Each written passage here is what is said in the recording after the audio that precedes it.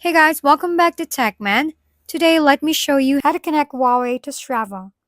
When connecting your Huawei Health app to Strava, start by opening the Health app and navigating to Me, Privacy Management, Data Sharing and Authorization.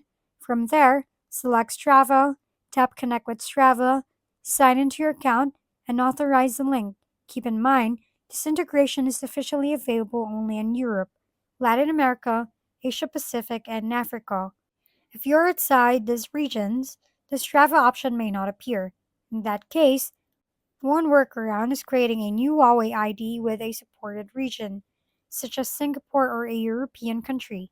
Simply log out of your current ID, clear the health app data, register a new account, and repeat the connection steps.